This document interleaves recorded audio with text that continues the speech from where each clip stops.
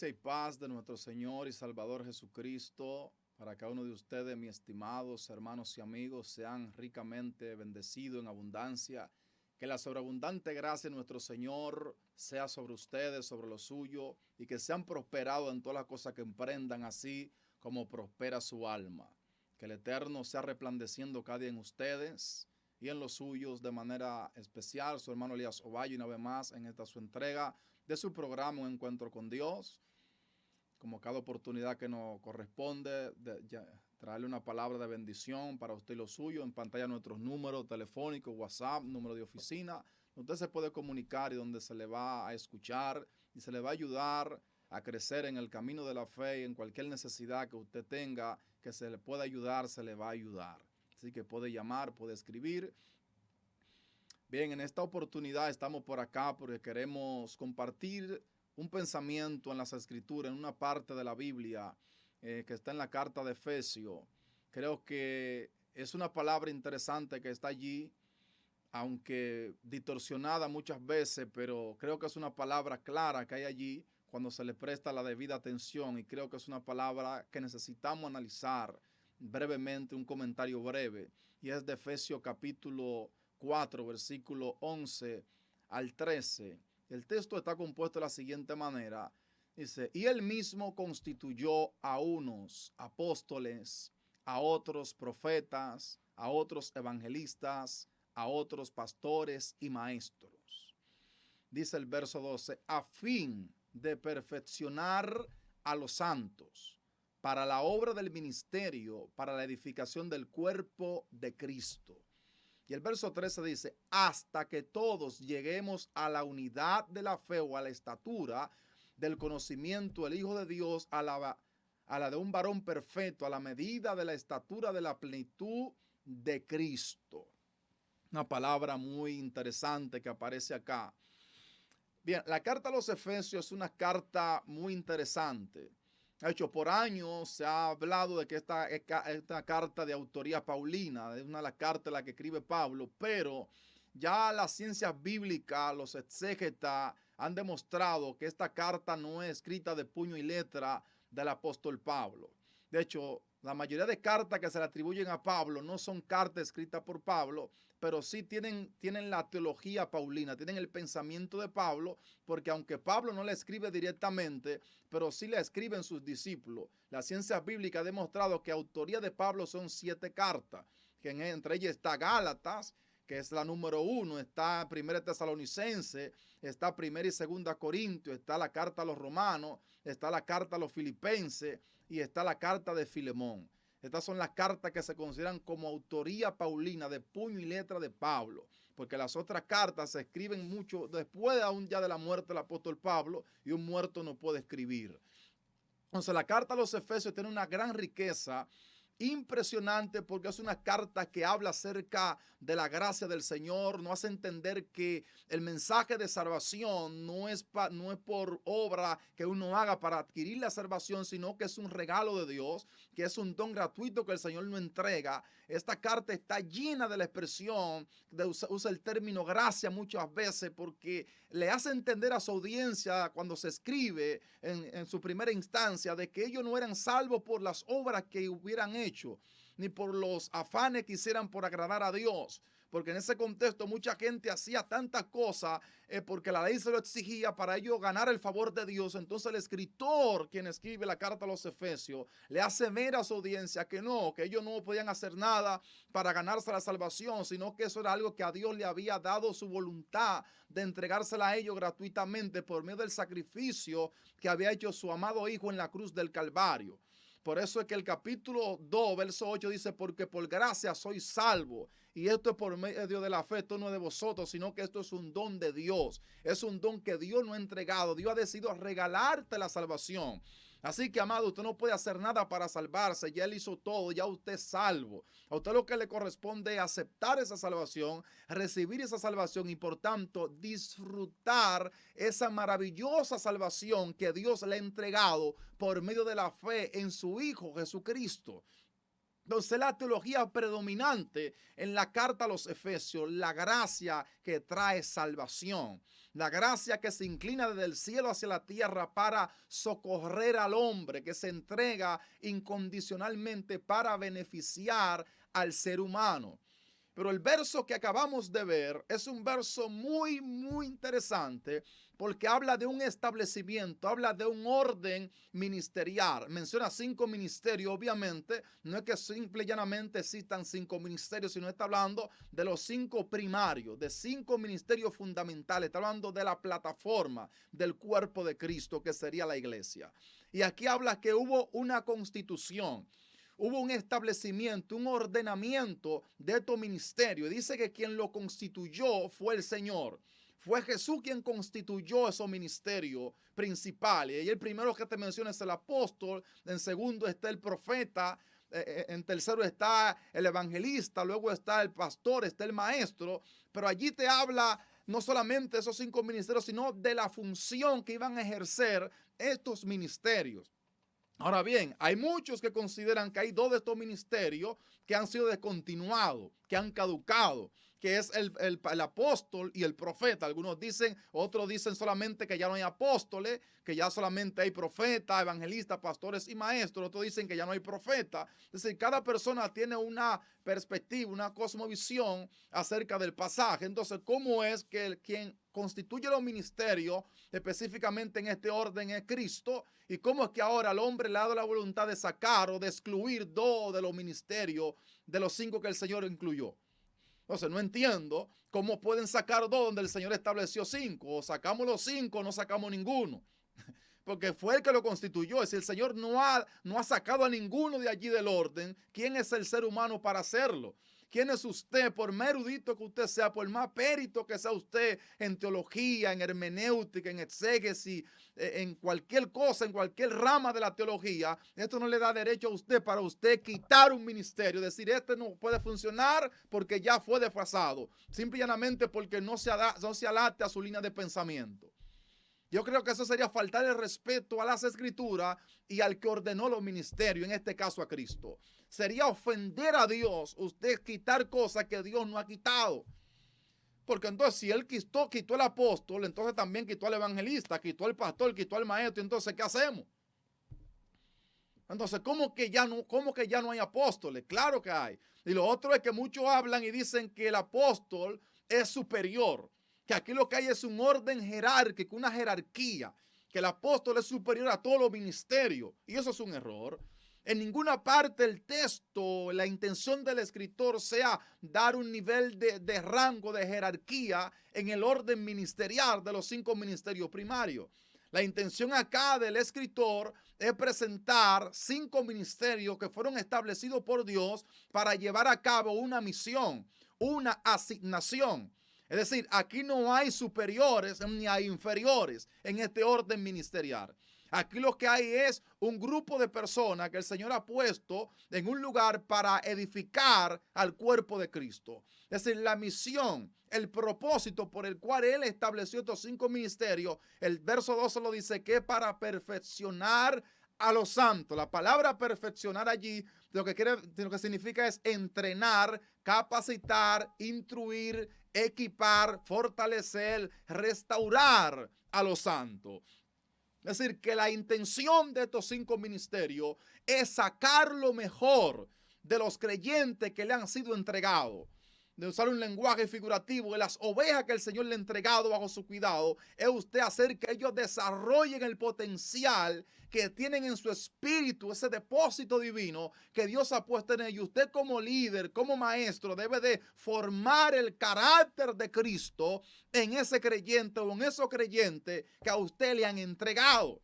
Entonces el apóstol está allí para guiar a ese grupo de personas. El profeta es quien guía también el camino, quien le señala el camino por donde ellos deben dirigirse, por donde deben conducirse. Pero allí está el evangelista que trae palabra de buena nueva, palabra de salvación, palabra de confortamiento. Pero allí tenemos al pastor, que es aquel que tiene el corazón de padre, es aquel que lo va a cuidar, porque el apóstol lo que hace es encomendar, es el que encomienda, pero el pastor es que tiene el corazón de padre, para cuidar a esos miembros que le han sido entregados, a esas personas que están bajo su cuidado. Pero allí tenemos a alguien también que es el maestro, y creo que es uno de los ministerios el cual se le da menos importancia dentro de las comunidades evangélicas en su gran mayoría de corte pentecostal.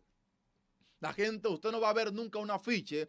Aquí tenemos un evento con el maestro fulano de tal. Siempre se habla el evangelista o el profeta o el apóstol fulano de tal. Muchas veces se comete el error de obviar el ministerio más importante, que debería dársele más importancia, que es el maestro de la enseñanza.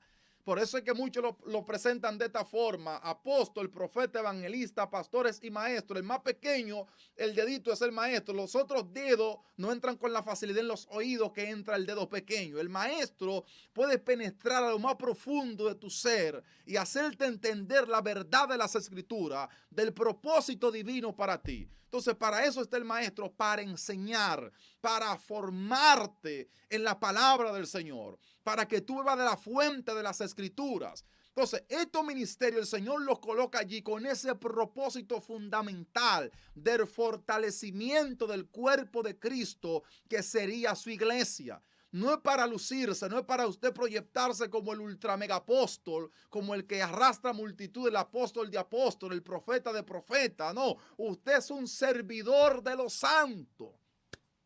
Otra de las intenciones de este pasaje es que usted es un servidor de los santos. Aunque usted es el apóstol fulano de tal, el profeta mengano, usted es un servidor. Aunque usted sea el evangelista fulano de tal, que tenga una ultra mega agenda, que camine por el mundo, que llene estadio, usted es el servidor de los santos. Aunque usted sea el pastor que más miembros tenga en su comunidad, en su país, usted es un siervo. Aunque usted sea el maestro fulano de tal, usted es un siervo. Y de hecho, he escuchado personas ver que muchas veces se agarran el saco y dicen: no, porque yo soy el ministro fulano de tal. Yo soy el apóstol fulano de tal, el profeta, yo soy un ministro. ¿Sabía usted que la palabra ministro que usa la Biblia es la palabra griega doulos, que tiene su connotación con esclavo, con el esclavo de menor, de inferior categoría en la casa de su amo? Ahí está nuestro número de WhatsApp y de oficina en pantalla, mis amados. Es decir, que si usted se hace llamar un ministro, usted es el esclavo, el siervo del nivel más bajo en la casa de Dios. Para que usted vea cómo en las escrituras, cómo nos presenta las escrituras, nosotros los que estamos en las plataformas, nosotros los que la gente nos aplaude, somos los esclavos de inferior categoría en el reino de Dios.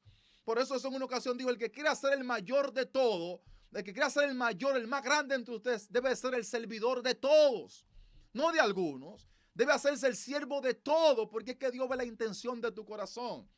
Usted quiere ver quién es una persona en realidad, dele un poco de poder, dele un poco de fuerza, de autoridad, y usted se va a descubrir quién es él o quién es ella en realidad.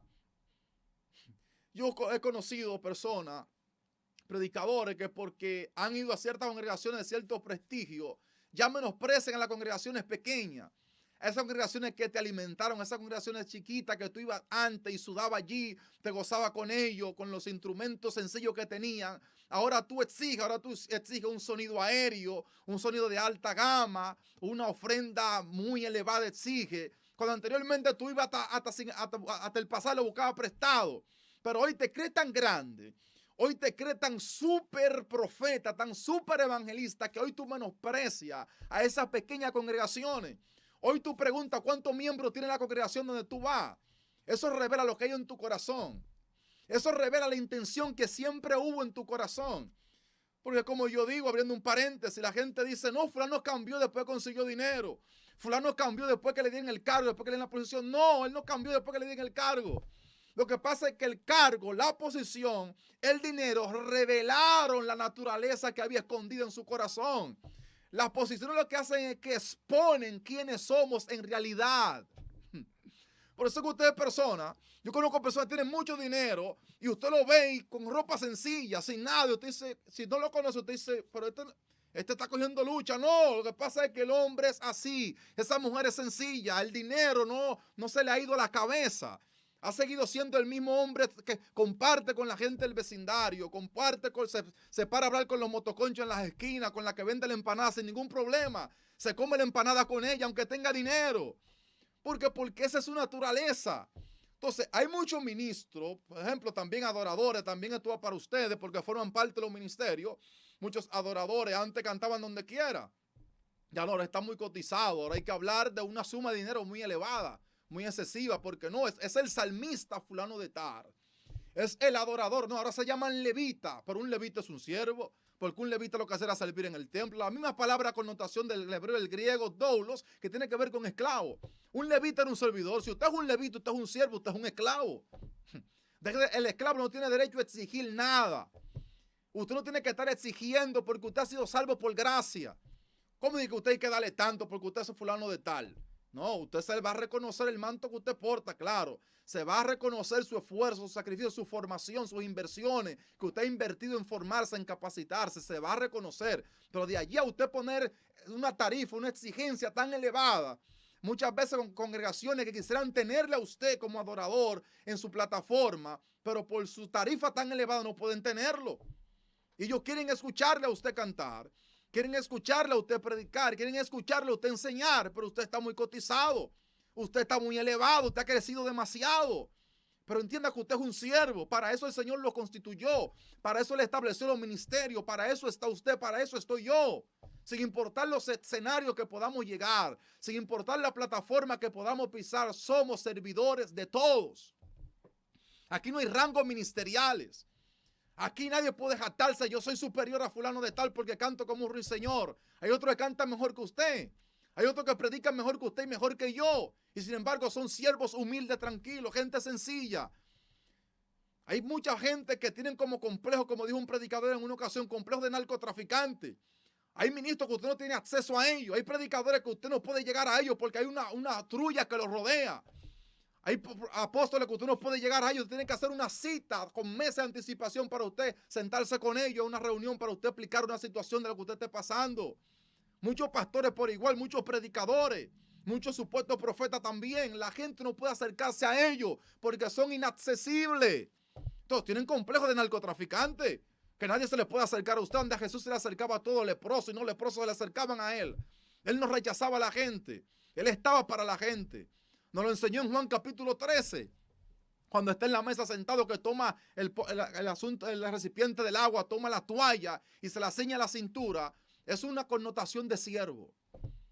Es un principio de esclavo. Jesús tomó la posición de que le correspondía, como dijimos, al esclavo de menor inferioridad dentro de la casa. Al esclavo más inferior era que le correspondía tomar el agua, tomar la toalla y lavarle los pies a los invitados a la casa. Eran los esclavos que hacían esto y Jesús se humilló, como dice Filipenses capítulo 2, se humilló hasta lo sumo, tomando forma de siervo, no escatimó el ser igual a Dios ni a cosa que aferrarse, sino que se despojó de sí mismo, se despojó de toda grandeza y vino a caminar en las calles polvorientas, vino a mezclarse con la gente, vino a ser accesible hacia la gente, porque la connotación de los judíos y de los griegos era que Dios, un ser tan santo, un ser 3 veces santo, un ser tan infinito, tan inmutable, era imposible que se mezclara con la gente. No había forma de que ese ser tan trascendente se mezclase con la gente, y por eso Juan le escribe y le dice: aquel verbo se hizo carne y habitó entre nosotros y vimos su gloria, gloria como del unigénito del Padre, lleno de gracia y de verdad. La ley por medio de Moisés fue dada, pero la gracia y la verdad vinieron por medio de Jesucristo. Él trajo su gracia y nosotros los predicadores, nosotros los ministros somos los vehículos de Dios. Somos los transportes de llevar la gracia, de llevar la palabra de Dios. Por tanto, no se crea superior a nadie. No mire a nadie por encima del hombro. No mire a nadie de lado. Mire a la gente como son, como hijos de Dios. Que así como usted hoy está en pedestales altos, mañana él puede estar. Mañana el que usted menosprecia hoy, el que usted está menospreciando hoy, mañana es aquel que te puede ayudar a levantarte de una caída. Es aquel que te puede ayudar a ser restaurado mañana. Es aquel que te puede dar de comer mañana. No menosprecia a nadie. El que limpia los baños en la iglesia tiene el mismo nivel delante de Dios que el que predica. Lo tiene. Tiene el mismo nivel el que está parqueando los carros en los parqueos que el adorador que está en la palestra pública. Tiene el mismo derecho legal delante de Dios porque es un hijo de Dios. Lo que nos diferencia son las funciones que hacemos. Aquí no hay rango, aquí nadie es mayor ni más grande que nadie. La única que nos diferencia a nosotros, los predicadores, los ministros, los adoradores, los siervos en general, es las funciones que hacemos. Cada quien hace una función diferente. Entonces acá dice que el propósito de esos 5 ministerios es hacer que los que están bajo su cobertura vean, entiendan, descubran cuál es el propósito de Dios para ellos. Es formarlo a ellos para que descubran para qué Dios lo tiene ahí. Y después que ellos descubran eso, entonces usted lo envíe a ejercer su función, a ejercer su ministerio. Que usted descubre el potencial de cada una de esas personas que están bajo su cuidado. Aquellas personas que beben de la palabra que usted le ministra. Para eso están esos ministerios allí. Para alimentar a la gente. Para traerle palabra pura a la gente. Palabra fresca, palabra de Dios. Palabra de bien y no de mal. Palabra de restauración y no de destrucción. Palabra de vida y no de muerte. Palabra viva, palabra poderosa. Palabra que le haga recordar quiénes son ellos y lo que representan para Dios. Así que si usted pensaba que usted era superior porque usted es un apóstol, tengo para decirle que usted está en el banco de los equivocados. Por igual, si usted como llamado profeta se cree que usted es superior a aquellos que swapean los pisos de la iglesia, tengo para decirle que usted está en el banco equivocado. Si usted como evangelista se cree que porque la gente le aplaude cuando usted predica, que porque la gente se sacude cuando usted levanta la mano, si usted creía que usted era superior a aquel que limpia los bancos de la iglesia, usted está en el lugar equivocado. Igual usted como pastor, si usted se cree que usted es superior a esas personas que están allí, que muchas veces son los que proveen para los mismos recursos suyos, si usted se cree superior a ellos, tengo para decirle que se baje de ese banco porque está equivocado. Igual el maestro, si usted se cree superior por el nivel de conocimiento que ha adquirido, también está equivocado. El conocimiento que Dios le ha dado es para el beneficio de los santos, es para educar a los santos, es para instruir a los santos, es para que los santos sean formados. Así que usted como ministro procure con diligencia encontrarse como un obrero aprobado delante de Dios que no tiene de qué avergonzarse. Procuremos con diligencia presentarnos delante de Dios como obreros aprobados, como personas que han sido aprobadas, certificadas por Dios, como personas que van a contribuir para el desarrollo del cuerpo de Cristo. Para eso estamos. Y esperamos en el Señor que Dios nos ayude a nosotros a seguir firme hasta el fin, a seguir como ese bálsamo, como ese vaso de agua donde la gente vaya a tomar para saciar su sed. Que el Señor nos ayude y que nos libre de toda arrogancia, de toda prepotencia, de todo orgullo, porque al final los gusanos nos comen a todos. A todos, apóstoles, profetas, evangelistas, pastores, maestros, millonarios, trillonarios, pobres, mendigos, a todos por igual nos comerán los gusanos. Todos apestamos a los 3 días ya después de muerto o antes de los 3 días. Así que no seamos arrogantes, no seamos altaneros, no seamos prepotentes, sino seamos colaboradores de los santos. Ayudemos a los santos con el depósito de gracia que el Señor lo ha entregado a cada uno de los ministerios. Ese es el propósito principal de nosotros, aquella persona que hemos sido llamados por la gracia del Señor. Así que, mis amados, el Señor le prosiga bendiciendo en abundancia.